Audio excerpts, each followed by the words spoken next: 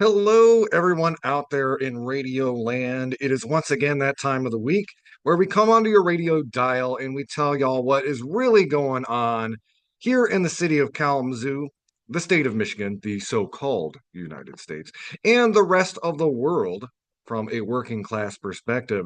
This is Media Cyphers, weekly program where we dig underneath the headlines and tell y'all what is really going on. Calling out the establishment on its BS and kind of getting that working class voice out, up and above the corporate media. As always, the following thoughts, views, and opinions are not necessarily those of 89.1 WIDR or Western Michigan University, no matter how dope or insightful they may turn out to be. Well, as you can imagine, we have a lot to talk about on today's show. And again, we don't want to, focus on the deluge of scary and terrifying news and all that stuff. We definitely have gone a few ratchets closer to the sort of authoritarian fascism that is we have echoes of throughout history, and we'll be deep diving into those in just a moment here. But before that, I wanted to highlight some local organizing here on campus that I thought y'all should know about. You may have heard me shout this out last week, but last week I went to the presentation from Students for Justice in Palestine. That was Palestine Beyond the Headlines with Layla Elabed and Lexus Zaidan. And I went ahead, I did record some of it, but I actually thought, it might be better to just kind of summarize it. Because it was a very informative conversation, and I really recommend if you get the chance to see them again while they're out on this sort of teach-in tour, as it were. You definitely should, because it was a very sprawling conversation hitting on a lot of big points that, we bring up a lot on the show, talking about history, politics, the role of money in politics in the current genocide in Gaza. Um, and I also wanted to point out they did a very good job, by the way, just for some context. So the speakers that they invited on, that was Lexi Zaidan, who's a community leader from Dearborn, co-founder of Detroit Kids Matter, Teach for America, also helped spearhead the, excuse me, uncommitted movement here in Michigan, as you remember from last year. The Democratic primary, people exercised their voice in an attempt to try to push the Democratic Party to take a stand against the genocide, which unfortunately didn't really materialize. Certainly not in a way that could have swung the election. And then also they were joined by Layla Alabed, who is also a Michigan organizer, does work with We the People, related to also Michigan's own Rashida Tlaib. And one of the things that really struck me, not only was it a very comprehensive discussion about the history of it, really emphasizing again that the history of this struggle did not begin on October 7th, going back to as far as about 100 years ago, the Balfour Declaration, talking about the intercolonial politics that led to the kind of the origins of not only like Zionism but Israel as this sort of settler colonial project, which I think is really important. Again, we've kind of talked about this on the show ourselves, but for younger listeners who maybe you don't have that depth of historical understanding, that is an important thing to understand. Look up the Balfour Declaration. Look up the British Declaration of 1923. Look up the Palestinian Revolt of 1936, which lasted for about 3 years, and it was shut down largely by militarized force from Western nations. It was kind of the proto IDF. And then 1947, of course, being when the UN partition plan went into place, which would separate Palestine and Israel into two states. Of course, there was that discrepancy, that's inequality from the jump. 90% of the people on those lands were Palestinian, but more than 50% were given to settlers. And of course, talking about the Nakba, and again, these are all like big, just quick bullet points. And I encourage all of my listeners to dive into this historical material more deeply. But in 1948 is the Nakba, the catastrophe where thousands and thousands, estimated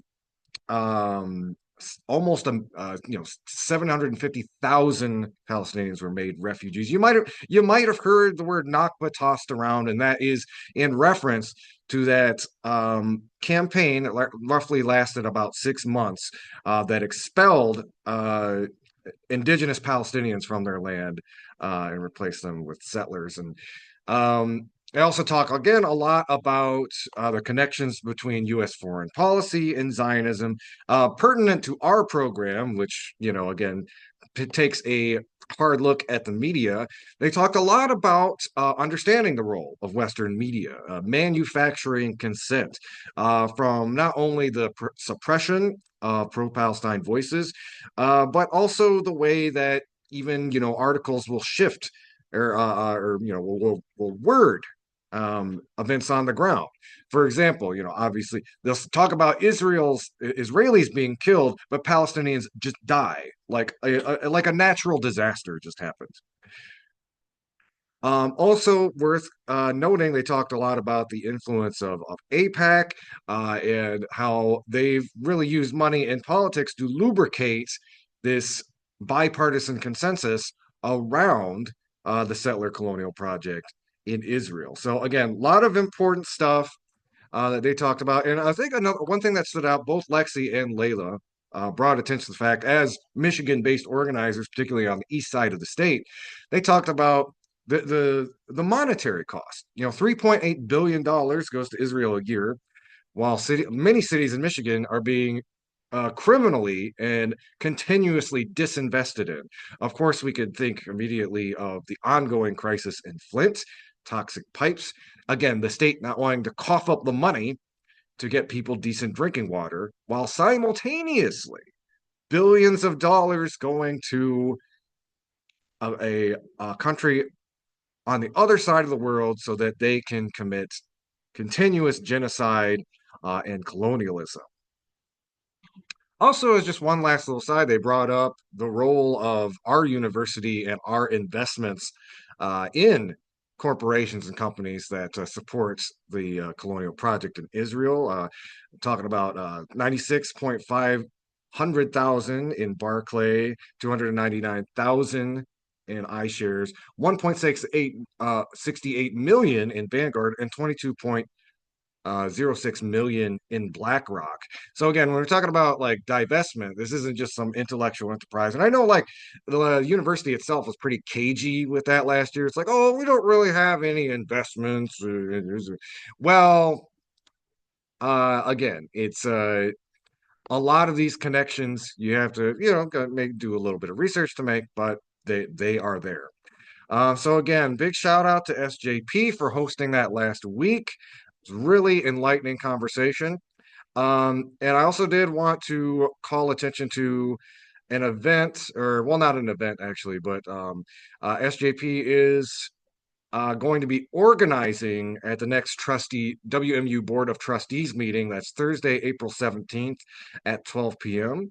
They're calling on all WMU and Kalamazoo community members to stand in solidarity with each other and reject WMU's policy of neutrality in the face of attacks on our rights. I'm just going to go ahead and read the statement here from WMU Students for Justice in Palestine, and their rejection of WMU's institutional neutrality policy. So they go on to say WMU SJP firmly rejects President Montgomery's statement and the administration's newly announced guidelines for stewarding our institutional voice.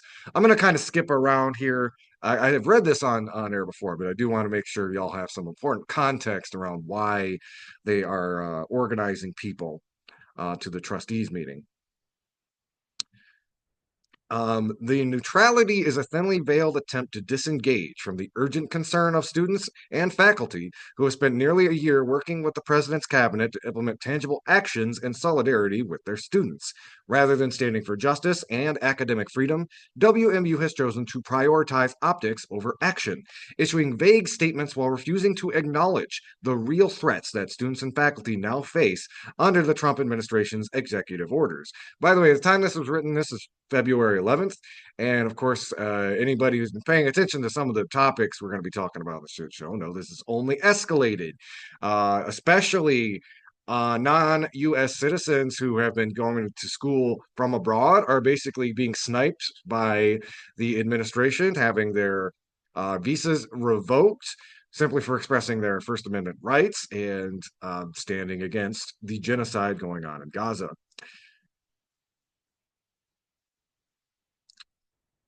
So it basically goes on to say that the university is very much being complicit, and they're calling on folks, students, faculty, and community members to stand with SJP, and rejecting WMU's neutrality policy and demanding action. And they encourage folks to email the president and WMU Board of Trustees. They have a petition you can find on their page, and to follow SJPWMU on Instagram. So again, you can find more of that on more about that on their social media. Hats off to them for spearheading this effort, especially in these fairly spooky times. Keep your dial locked. Y'all are listening to Media Cyphers only on 89.1 WIDR or online at widerfm.org. You can also find us online at Facebook, YouTube, and the Media Cyphers Kalamazoo podcast. You can find on most podcasting apps. Just real quick, we are broadcasting out of Wider, and I want y'all to know about something very important. Giving Day is coming up. We are asking listeners to support Studio Radio on April 16th for WMU Giving Day. Giving Day is a day-long event where the organizations of WMU rally their supporters to aid through donations. Any contributions help support opportunities for students at Wider. So on April 16th, 89.1 WIDR on Giving Day. That's WIDRFM.org. If you really want to make an impact, focus your donations during our lunchtime crunch time. That's 11 a.m. to 2 p.m. Top 5 designations with unique donors will win an extra bonus of $1,000. Thank you for supporting Student Radio. We're going to take a quick little break, and we will be right back. This is Media Cyphers, your source for political revolution.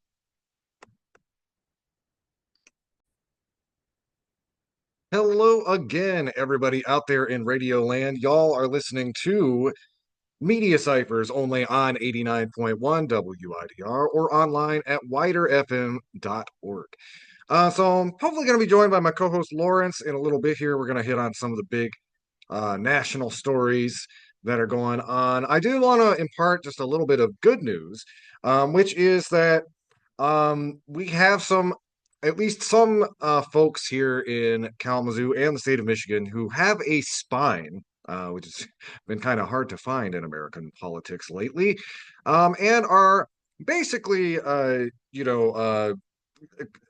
standing up to the Trump administration and its kind of full bore attack on any sort of DEI or equality measures that are enacted by local and state governments. So start locally here in Oshtemo. This is from a friend of ours at the show. Used to pop on the show every once in a while. A. Miller talking about what is going on in Oshtemo, which I know a lot of Western students actually live out in Oshtemo Township. But they passed a resolution on Tuesday, April 8th, in support of DEI. The resolution says diversity, equity, and inclusion are fundamental to creating a just, equitable, and thriving community, and a diverse community strengthens the township's ability to solve complex challenges. The resolution, passed by all trustees except 2 who were absent, included the following actions: promote diversity in all activities, implement equitable policies and practices to address systemic barriers and create equal access to resources and opportunities, foster an inclusive environment, actively seek feedback from diverse community members and collaborate with community partners to advance diversity, equity, and inclusion initiatives. The resolution was introduced by Trustee Michael Chapman as a response to national attention vilifying DEI, Chapman said. It's very important, especially as a local government, that we appreciate the diversity in our community and use that diversity as a lens for which we look to see how we can solve the problems of our community, Chapman said.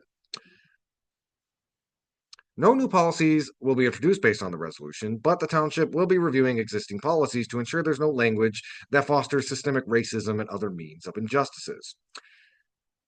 Right now, Bell said any federal funding the township receives is secure, and no policies will be enacted to jeopardize federal funding.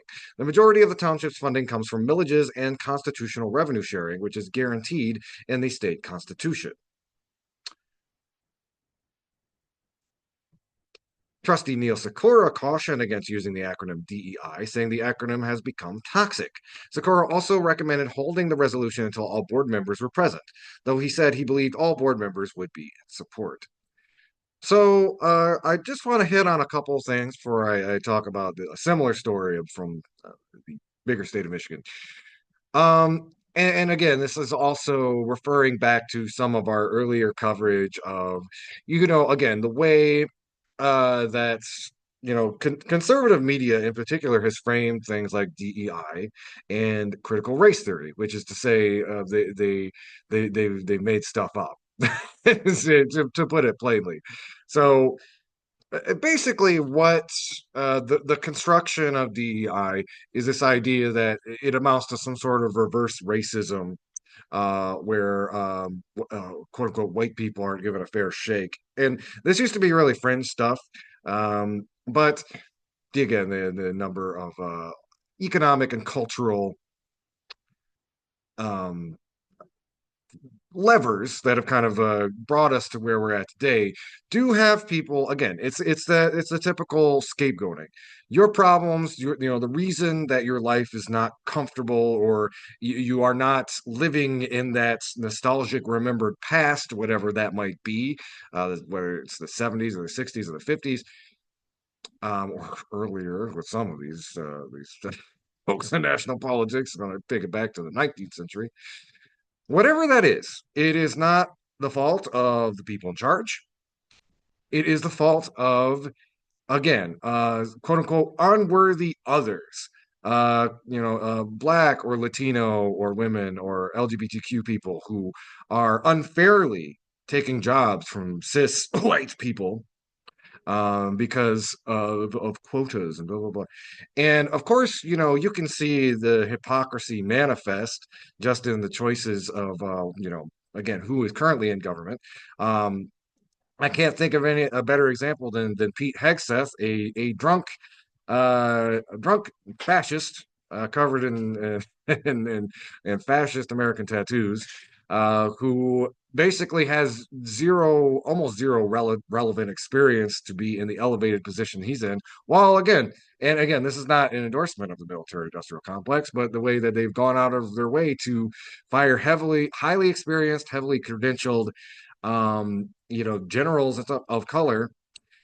I mean, again, it underlies this white supremacist vision from people who themselves are about as supreme as a 5 day old um, uh, meal from Taco Bell. So it is not a taco supreme. It's not even. It's not even. It's not. It's curdled mayonnaise supreme is what that kind of white supremacy is. Anyway, so again, a lot of it, and the key thing that I really want to highlight here is, I don't think it's quite enough to just say, oh, we're going to embrace diversity, equity, inclusion. That's all well and good, but pushing back against the right wing narrative of what they are telling their constituents it means.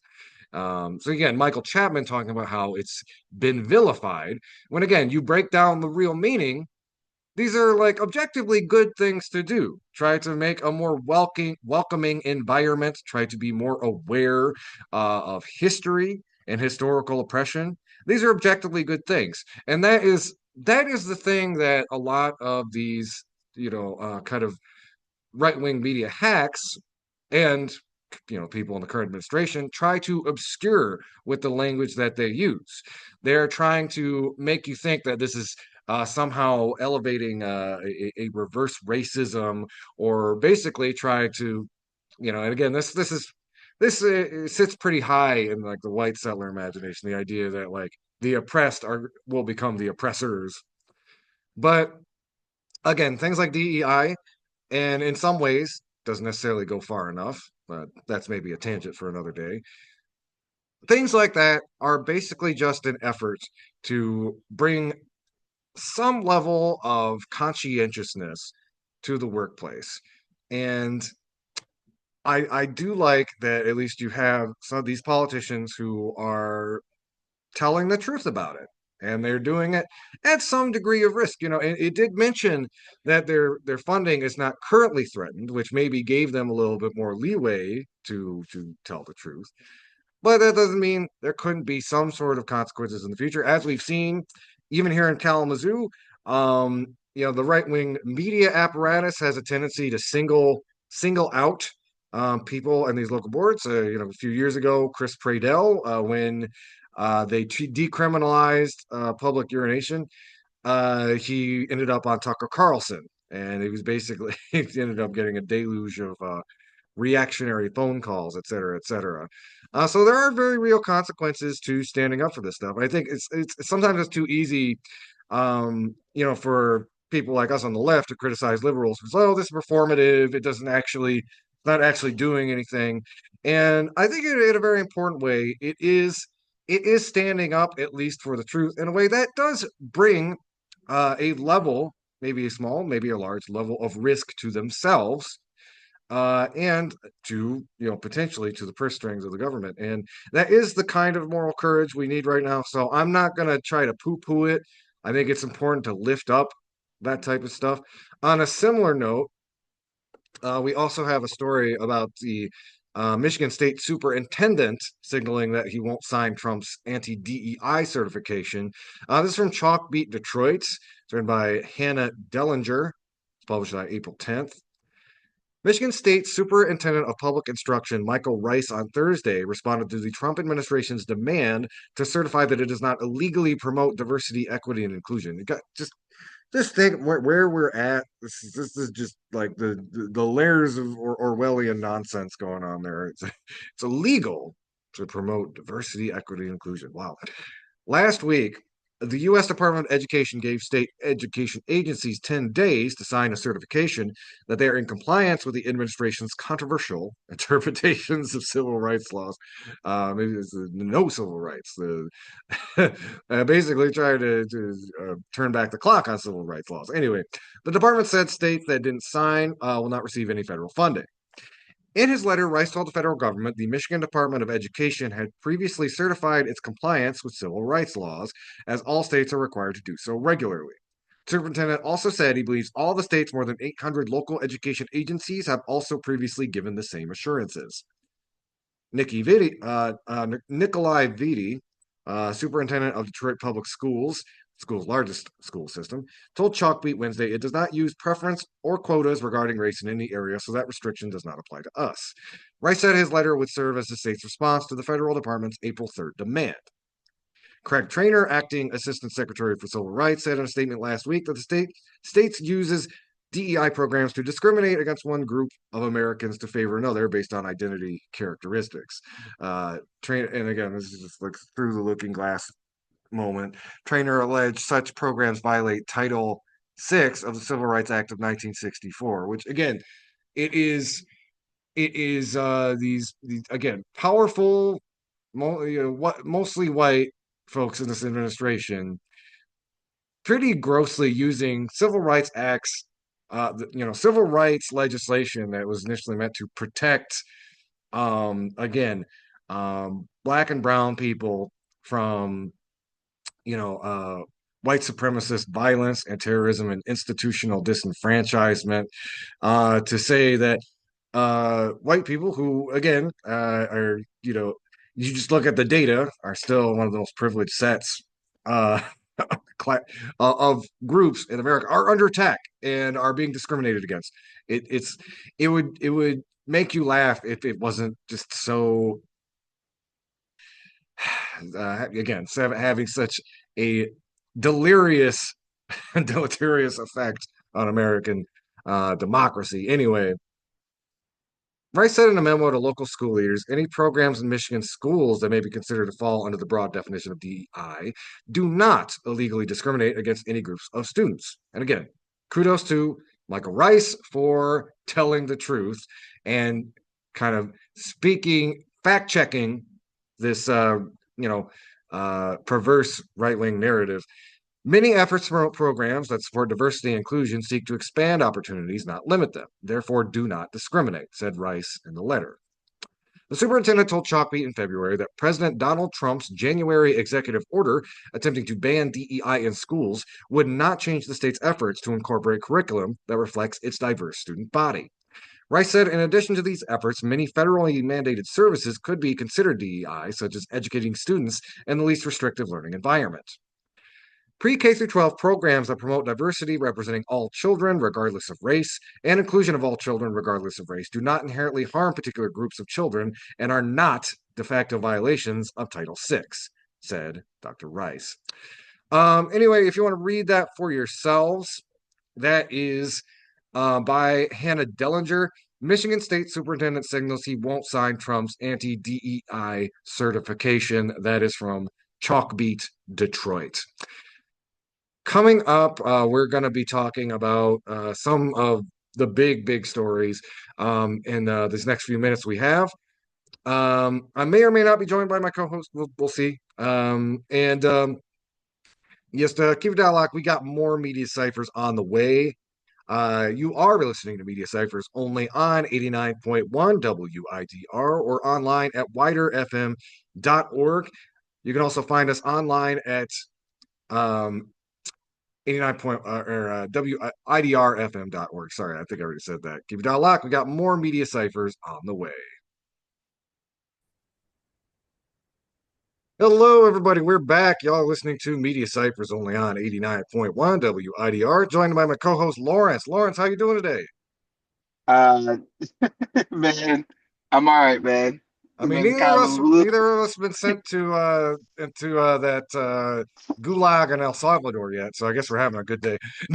yeah, not yet. But Not if yet. if if 47 has his way, homegrown, as they said on the hot mic, homegrown's next. So yeah, Yeah. We'll talk about that in a minute here. I think we did want to start. I did see the story, and I saw some folks back and forth. Like, there's that image of like Gretchen Whitmer holding a folder up to her face or something. Um, so you said you wanted to talk a little bit about that, so we can probably start with that story yeah, if you want. Is it? yeah. So for some reason, people like Bill Maher and other leftists, or people who are on the left, or people who consider themselves uh, fighting for the right thing, has decided to capitulate or try to make amends, find common ground with fascists, right? And Big Gretch has been one of those people that finds themselves in hot water. They went to the White House to try to talk about him try to talk about Trump not destroying the economy, how the tariffs that he's been implementing, how it's going to hurt Michigan labor, how it's going to hurt manufacturing, how it's going to hurt Michigan farmers. That was the story that was in the AP, Associated Press, and other articles that talked about the story. And she looked like she was a hostage. She looked like she didn't want to be seen negotiating with fascists. And I want to remind everybody, you don't capitulate to fascists. You do not give them an inch. You do not give them an inch, because they're going to not just take a mile, they're going to try to take the entire country. Like, we don't do that. Uh, she got sit there. She went there willingly, and she got used as a photo op.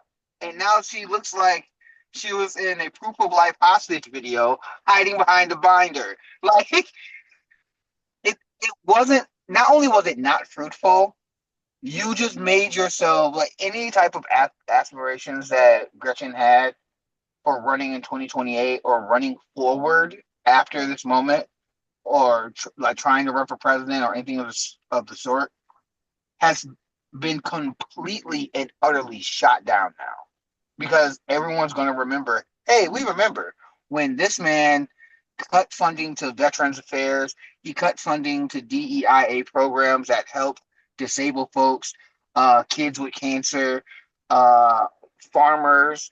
Uh, he cut programs and put terror and destroyed manufacturing, which the Midwest is a big hub for. He did everything in his power to destroy the state that you are a representative of.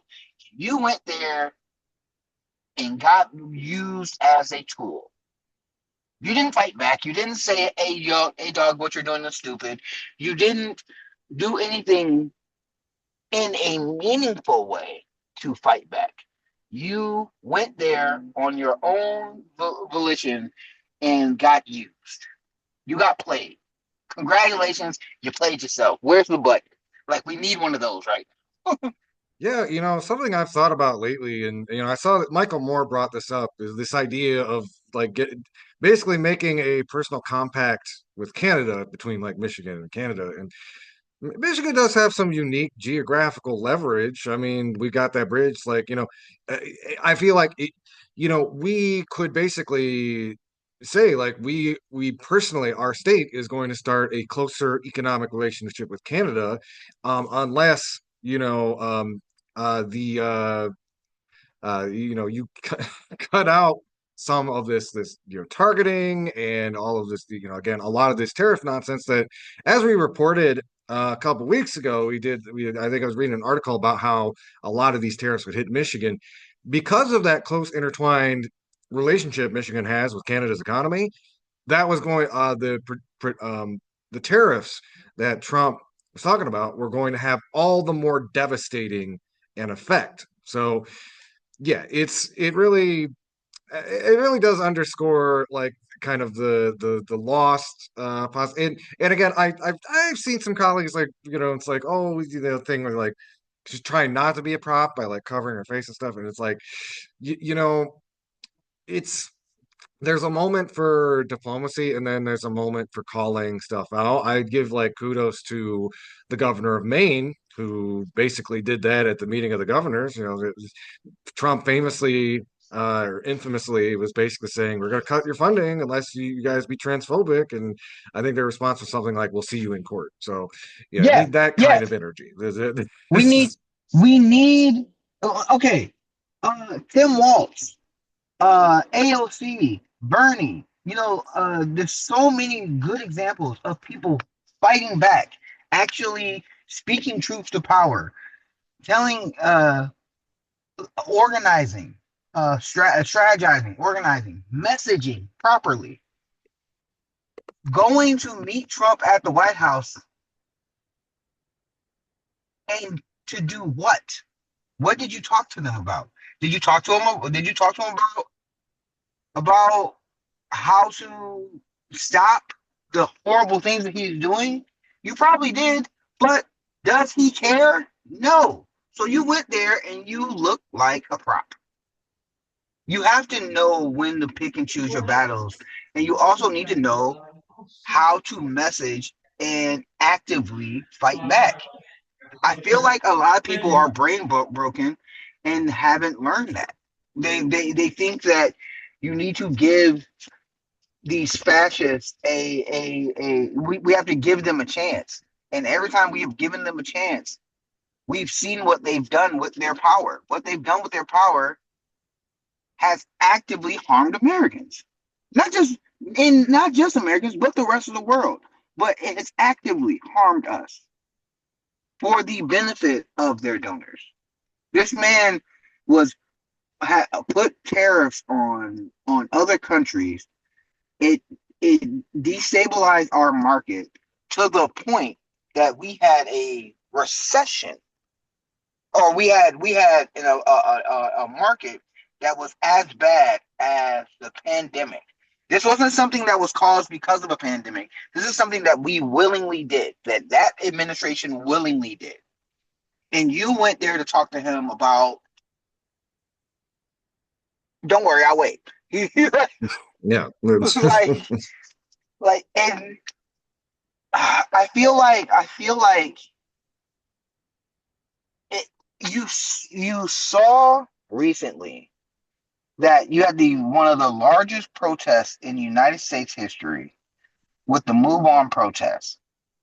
There was a place in every state where there was a protest of people wanting to fight back against our government.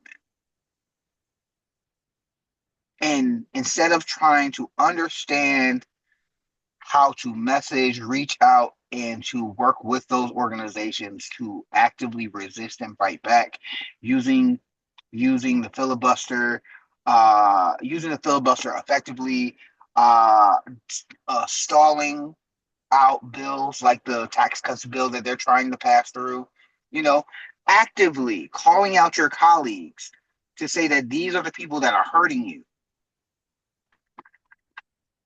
We hear no messaging of that by these people, but we do see them in photo ops with the opposition. Am I missing something? Yeah. I don't get it, bro. I don't get it. It's like I honestly don't get why we have these type of no, I actually do. We have these kind of representatives that are being the Washington Generals.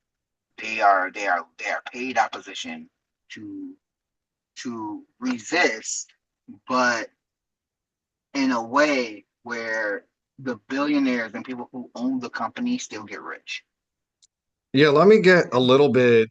I mean, this isn't, I guess, isn't this quite morbid, but you had several Democrats cross over and vote for the SAVE Act, which, if you don't know, that is the congressional version of that executive order that would basically de facto abolish the right of most married women to vote, create like pa a poll tax via passport. But you had Democrats cross over and vote for that. Like I was having a conversation with my wife about this. Like that's insane. That makes it harder for them to win elections. Why do they do that? And I think part of it is just like there are certain elements, especially the Democratic Party, who would actually prefer a playing field that is smaller and more conservative. They wouldn't have to appeal to voters who a legislation like this would disenfranchise, because again, the vast majority of Americans, especially along class lines, and again, there's a lot of crossover between people who are more culturally conservative. But working class people support progressive policies. And it would be oh so convenient if you basically mowed the lawn, make sure a lot of those people are completely disenfranchised, so you only have to appeal to middle class voters who can afford a passport. I mean, that doesn't sound too like conspiratorial, but I mean, it is the way that we've seen the Democratic Party embrace the ratchet effect towards the right, despite the fact that everybody can see through the data and with their own eyes that most of their enthusiasm is for the kind of economic populism represented from people like Bernie Sanders and AOC. Absolutely. I also want to just take a note that this is why not just these elections matter, but who we have representing us and why we have to vet them properly. We have to vet them properly because I I don't think Abdul Al Sayed would be meeting with Trump after his terrors destroyed our state. And again, no big dish to Gretchen. Gretchen wasn't my type, wasn't the candidate that I voted for. But this is why we need better representation, especially on our side. We need people who are fighters, not people who will capitulate. We need fighters. And we're seeing that a lot of our representatives are not that. They're not like us. No, this is really misreading the room too. Like we Yes. have, I mean, literally this week, you literally had the president live on air advocating what in effect we're talking about. I'm going to kind of transition talking about like CCOT and El Salvador. And if you read about the conditions of the place, it is in anything but name basically a concentration camp. People are extrajudicially put there without due process, and the conditions are not suitable for life.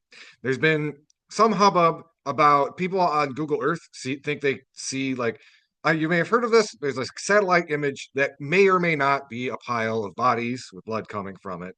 And one thing I want to emphasize is with what CCOT, if you read about the living conditions there, this is not, it doesn't, we do not require firing squads or Zyklon B or anything that drastic.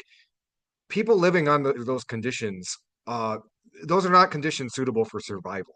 So I remember I was getting shown that image by my partner, my wife, and my first response was like, yeah, that seems like the natural conclusion to having to live at CCOT. And as many of you know, that's the big hubbub this week about we have somebody who is basically being stuck there. Um, Oh, sorry, go ahead. Yeah. while the Supreme Court, and again, this is please watch where you're getting your news sources. A lot of Fox News and right wingers have been saying that the Supreme Court voted with Trump on extrajudicially deporting people. No, they voted 9-0 against Trump, even though there's a lot of right wingers, Fox News, Newsmax, OAN, and others that's been lying, saying that the Supreme Court voted in favor of Trump. No, they did not. They said you need to bring that man home. You need to bring those people like him and the people who are like him. They need to get brought back to the United States. And we basically had 47 and the president of El Salvador say, hey, it's out of our hands. You have the most powerful man in the world in 47, and you have the person who's running the country where the person was abducted to basically saying, hey guys, there's nothing we can do. I want to remind you that the president of El Salvador flew his way to the White House. He didn't swim. He didn't take a bus. He didn't take a boat. You're telling me that the president could fly their way to the president of El Salvador could fly their way to the White House, and they couldn't bring the person that they need. They couldn't bring the people who's been kidnapped there that are not criminals. Also, fun fact, if you have not seen it, the AP and other news organizations did some studies, and it showed that 90%, 9 out of the 10 people, and there's about 400 that are there. So 9 out of 10 of them are not criminals. So ICE and other agencies have been acting as brown shirts in kidnapping people who have not committed a crime. They haven't been put through the process of being convicted of a crime, and they are not criminals. They have not done anything wrong to be locked up. Yet they have been in this prison. And on a hot mic, while the president of El Salvador was at the White House, Trump also said that homegrown criminals will be getting sent next. When you say homegrown criminals, he's talking about U.S. citizens. So it doesn't matter if you're a legal resident, a green card holder, or you were born here, you will be getting shipped to El Salvador if 47 has his way.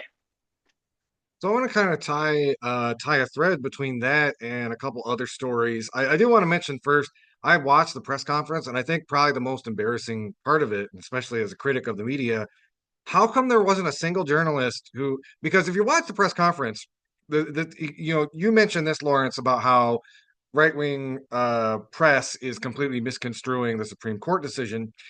Um, both, again, both Bukele and Trump over and over again, and the people in his cabinet were referring to Abrego Garcia as a terrorist, as a criminal, etc.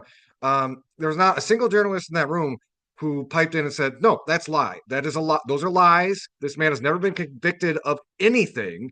He is like you yourself have admitted that it was an administrative error that sent him, even under your own fascist pretext. Y'all said it was a mistake, and you're standing there just bald face. And again, we know that Trump lies all the time, but just bald face lying, doubling down on these lies.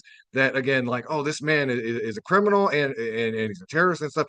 When you know, there again, it has been proven nothing of the sort. This dude is innocent, and the fact that not one, and of course, I'm sure anybody in the press who did say that probably would have been kicked out. But you know what? Get kicked out. Make a scene. Get out kicking and screaming.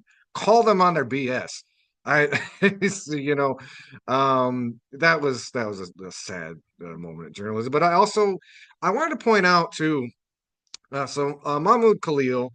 So the immigration court did say that he can get deported. I want to get too in the weeds with that, except to say that he still needs his day in federal court. Federal court might be a little bit more optimistic on First Amendment grounds. We'll see how that goes. But keep in mind, part of the rationale for why they say they can deport Mahmoud Khalil is that his speech it threatens American foreign policy. And something I've been thinking a lot about is, Trump saying like we need, these homegrown criminals, and of course, you don't have to read between the lines. He's already threatened to throw basically peaceful opposition. Like he's joked about it on Twitter, throwing them down in the El Salvadorian gulags. So it doesn't really take too many steps to understand what this administration is trying to threaten and what they're trying to do, which is again, they are trying to quiet dissent by saying if you speak up too loud in a way that our government doesn't like, where believe it or not, straight to jail. You're gonna get a one-way ticket to Bukele's not so fun center. And I've been I think. thinking Go ahead. Go it's ahead. Sorry. oh yeah, yeah. I'll let you respond to that too, but I mean I've got some other thoughts on it, but I want y'all to understand too that while that is all very true and it can be very frightening, we and this is according to Pew Research. This is from a majority. That's 54% of Americans disapprove of what Israel is doing in Gaza and approve of Israel generally. So I want to make it very clear that that the administration trying to gaslight people. They're trying to say like it's basically that whole outside agitator narrative. It's these foreign students coming in, trying to defend hummus or whatever. But a vast majority of homegrown Americans do not approve of this genocide. So it's important to understand that is the Trump administration going to send 54% of Americans to an El Salvador prison? It's like, it's good. 54% of America agrees with Mahmoud Khalil. So with that in mind, I do want to reassure people, at least in that sense, that like what they're really trying to do right now is frighten people. And if it does come to it, they're probably going to target, some of the loudest voices, some of the people who are most outspoken and who have the biggest platform. But I think it's all the more important right now that, like, what if 54% of America was loud about it? I mean, it doesn't even take that much. If you had a plurality of Americans who were saying, like, this genocide is effed up, and we're not going to shut up about it. You can't deport us all. I mean, we're at a historical moment like that, and we're all going to need to have a lot of courage. But the more of us who are really, again, united and standing with one another, the harder it is for the government to try to hit us with that very overt sort of oppression. Lawrence, Yeah. sorry. A, a, no, absolutely. I think the thing that is the most upsetting for me. Yes, there's a number of things that you said. Going back to the journalist. Um, yeah, I agree with you. If they kick you out, then they kick you out. But be willing to be kicked out. A lot of times, and the things that I think we've noticed, and the things that we talked about before, a lot of these journalists care about access. They have Tim Pool at the White House now. That troglodyte is now in the White House press pool, right? They have OAN and Newsmax. The, those people have as much journalistic integrity as a dung beetle, but they are looked at as legitimate because they will suck up to power. When your job as a journalist is to challenge the power, challenge the powerful, it would have been great for one of those journalists in that room to have been like, hey, you're saying he's a criminal. What evidence do you have? What process did he go through? Can you explain to us the process that he went through? Can you, oh, you just think that he is? He had tattoos? Everybody, like a majority of the country has tattoos. What do you mean? Like, so, yes, that. And also, yeah, there are multiple uh, protests that are liable to come back up. If you go to moveon.org, they have on their website, they have a ton of information on other places where they're doing resistance. Um, Tap in to um, your local activists, to your local organizers. Make sure that you are in the know with the people who are fighting, because I can tell you, especially with the work that I do, it's not a game. There are kids who are going to school and coming back home to an empty house because their parents are gone. Like it is real out here. You know what I'm saying? Um, it's it is a shame and a stain on our country. But we, as the people, can fight back. And do not let those who want to have a beer with these monsters, or say, hey, these people are not as bad as they seem because they're nice to me. Don't let them deter you from what you see. These people, policies, their money and their actions are showing that they don't care about us. So since they don't care about us, we have to care about us. We have to fight for us. Because obviously those who are in power do not. Absolutely. And like, yeah, again, don't let, because like, again, there's a lot of people who are actively gaslighting, trying to gaslight people in this country about what is going. This is the worst remix of many of the most egregious instances of American fascism, with a little bit recycled from, the Nazi Germany as well. So yes, that is that is where we're at. We, Armageddon, it's in effect. Come get a late pass, and we all Yeah. need to Also, organize want to accordingly. one quick thing, Yeah, because I'm running back to work. yeah, I want people to remember this isn't 1930.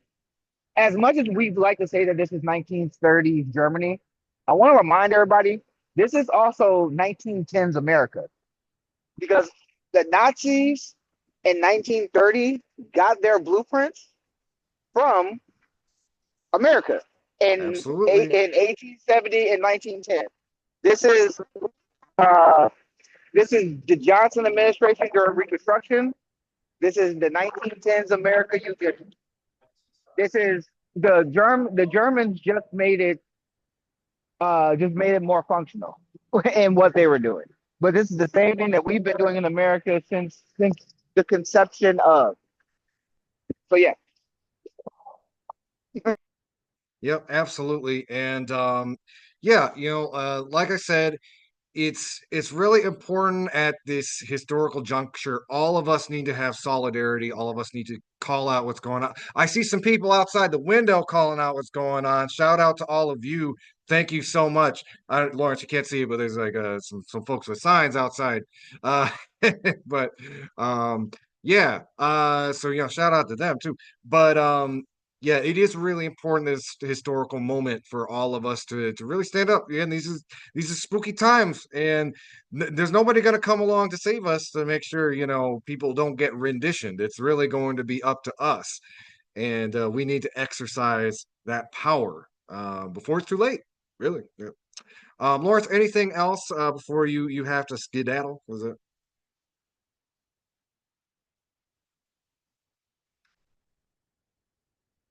Uh, uh, Anything else before I got scattered? Nah, man. Hey, we have more stuff. Me and you said that we were going to do some shows over the weekend because we have so much information, so much news. Uh, the story of Harvard and what how the Trump administration uh has screwed over Harvard, even though they capitulated to them, is another story we have to talk about. Um, I mean, this is so many stories, but I have to go. How about you? All right. Okay, Lawrence, thank you again for joining us. All right, y'all, we're going to take a quick little break. Y'all are listening to Media Cyphers only on 89.1 WIDR or online at widerfm.org. You can also find us online at Media Cyphers Kalamazoo Podcast, as well as on Facebook and YouTube. We will be right back. This is Media Cyphers, your source for political revolution. Quick little note I want to also remind folks Giving Day is coming up on April 16th. That's tomorrow. 89.1 Wider FM is asking its listeners to support student radio. Um, Giving Day is a day long event where the organizations of WMU rally their supporters to aid through donations. Any contributions help support opportunities for students at Wider. Donate on April 16th to 89.1 WIDR FM on Giving Day. That's WIDRFM.org. And if you really want to make an impact, focus your donations during the lunchtime crunch time. That's 11 a.m. to 2 p.m. Top 5 designations with unique donors will win an extra bonus of $1,000. All right, we'll be back in a moment. Again, big shout out. There seems to be some protesters in front of the student center. Shout out to y'all. I don't know if anybody want to come talk on the radio. Let me know. Uh, we'll be right back with more political revolution.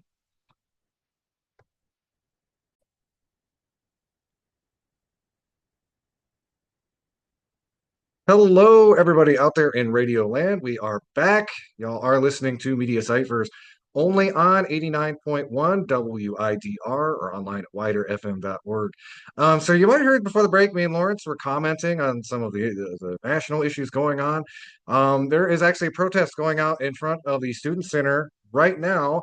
And it's actually about a story we were going to cover. We were talking a little bit about the um, again, especially like kind of the politically motivated deportations going on under the Trump administration. And it sounds like that's why y'all are out there right now. So could you just introduce yourself and talk a little bit about, again, I see some signs out there, protect international students, resist fascism. Just tell folks why are y'all out there today and tell us a little bit about what's going on. Yeah, absolutely. Thank you so much for the time.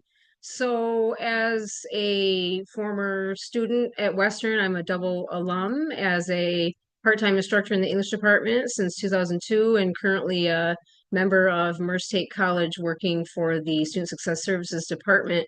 We employ a lot of international students and they are one of many vulnerable populations in under our current administration. It came to my attention last week that an employee that I have known for quite some time was being deported due to a traffic violation. It was a very quick and sudden get a phone call Tuesday night, and by the next day or two, you better have your plane ticket.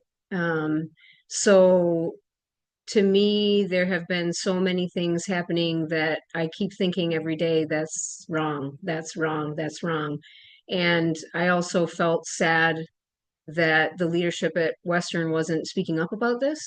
I've seen there's been quite a bit of discussion around, of course, the country, but also Michigan, other universities saying, this is wrong. And I thought, well, it's important to me that I can use the privilege I have in this country to stand up for those who are not able to speak up for themselves.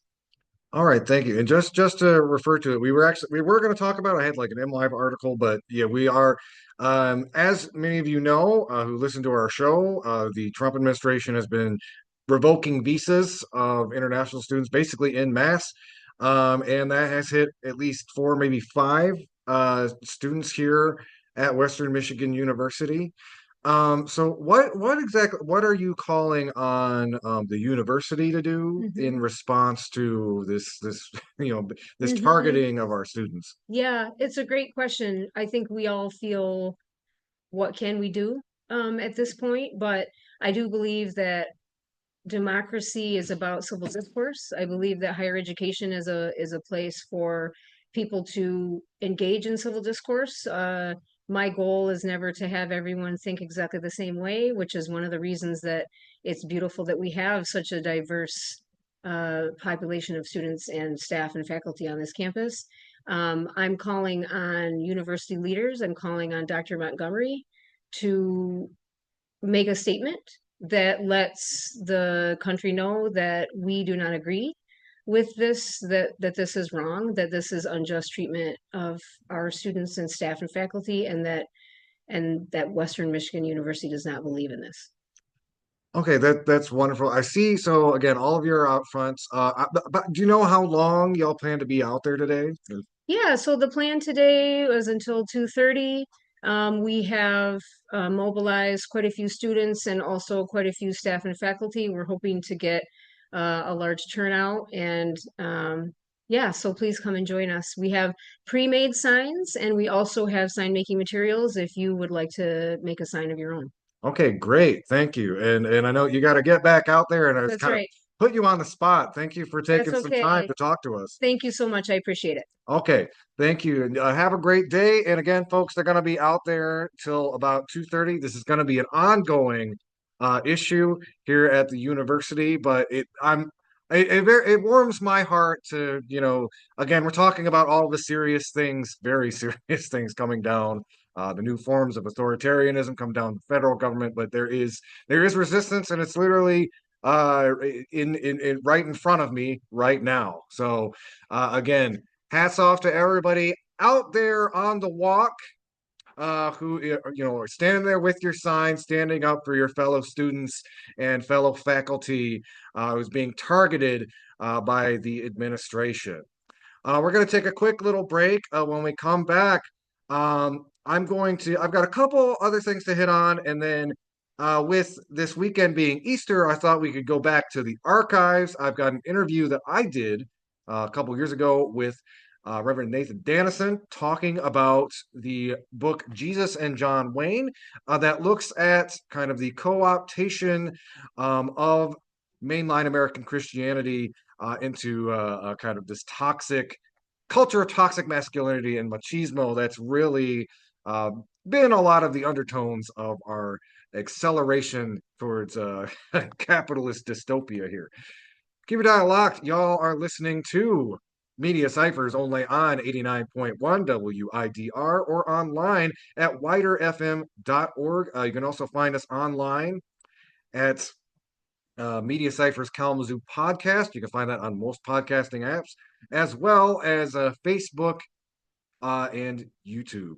Keep your dial locked. This is Media Cyphers, your source for political revolution. Hello, everybody. We're back. This is Media Cyphers only on 89.1 WIDR or online at widerfm.org.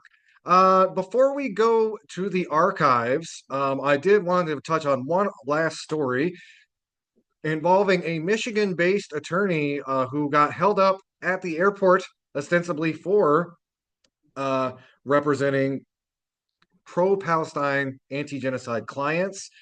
You may have heard about this in local Michigan press. I'm going to quote a little bit from an interview they did on Democracy Now! But a Dearborn based attorney, Amir Makhled, was separated from his wife and children and asked to surrender his cell phone by Border Patrol agents. This happened sometime last week.